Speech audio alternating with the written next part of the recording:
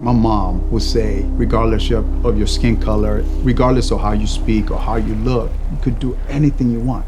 And she told me that from like 2 years old, 3 years old, 4 years old, all the way up till she passed away, told me that. And I, till this day, believe that.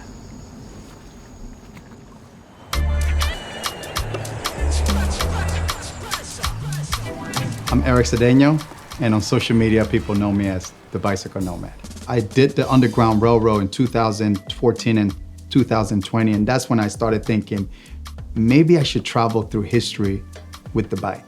And that's how this project came alive. On June 14 of 2022, I'm retracing the original route of the 1897 expedition of the Bicycle Corps, the Buffalo Soldiers. It was an experiment. They wanted to see if they could use the bicycle as a method of transportation for war. So in 1897, they went from Fort Missoula, Montana to St. Louis, Missouri, 1,900 miles, 41 days on a bicycle. So I didn't get the Explorers Club flag. I was inspired because there were people of color, Black men traveling by bike, and I did not see that in history books. I didn't see it on social media. So when I came across this, I'm like, wow, these are people that look like me and travel by bicycle like me. And I just wanted to learn more about it.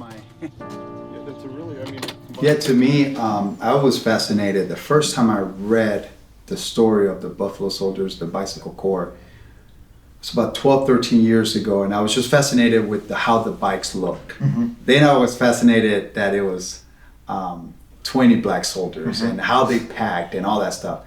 Then I went deeper into the history and into Spanish War, into Brownsville, and to what happened to some of those guys. So it's the reason why I'm here. It's the reason why I want to give them dignity. Mm-hmm. I want to tell the truth as well, because I think there's some missing parts that have not been told, and that's why I'm here.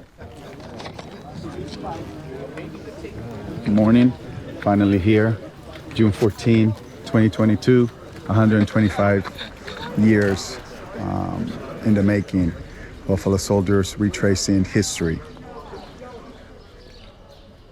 Before I do a historical trip, I like to connect with the people in the history, the people in the story. So I wanted to tell them to guide me through the routes that they took. For me, ancestors are powerful.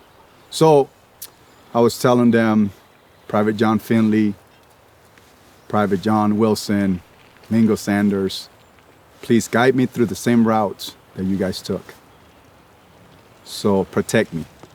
And it was just giving me a little safety before I left, you know.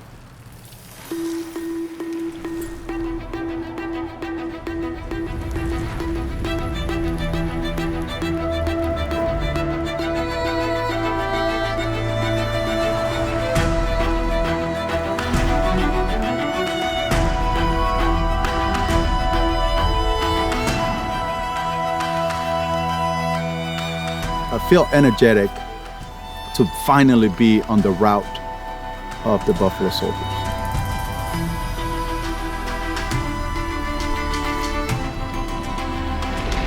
Day number 3, I'm in Elliston, Montana, on my way to Helena, Montana, and stopping at Fort Robinson.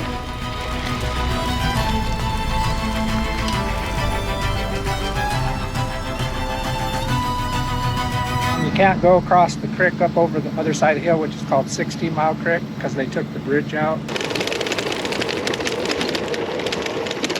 Well, this has to be one of the most challenging days on this expedition. I always said, while I was riding my bike, if it wasn't that I was paying homage to Buffalo Soldiers, the Bicycle Corps, I probably would have quit this trip. Rain is about to come. It's really dark.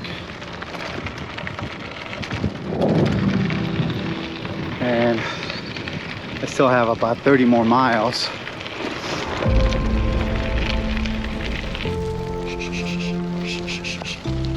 And the more I read, the more I dig in to the story, I could see that there's a lot of gaps.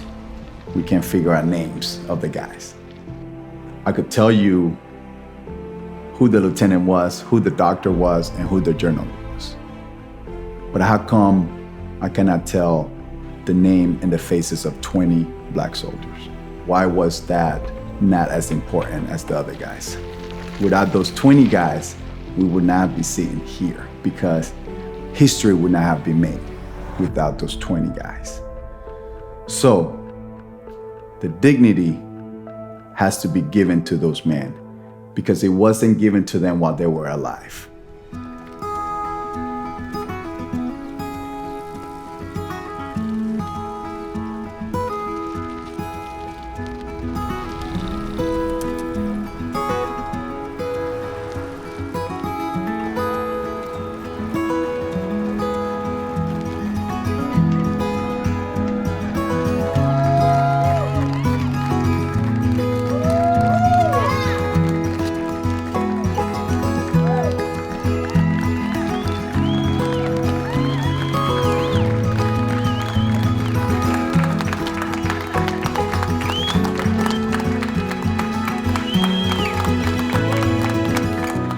This bike trip is only 10-15% of the work that I'm about to do, which is making sure that all these guys are recognizable by face and name, that they have a gravestone, tombstone, proper burial. To me, they are my heroes.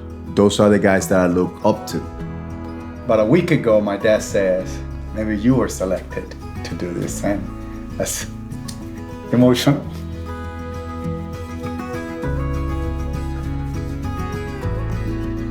Regardless of what you look like, regardless of how you speak, your accent, you could be whatever you want to be. You could travel wherever you want to go. And it's just, she will always say that. When I was a kid, I never understood that until now as a father. And I'm gonna tell that to him. Same thing to my son. He could be whatever he want to be, regardless of how he looks.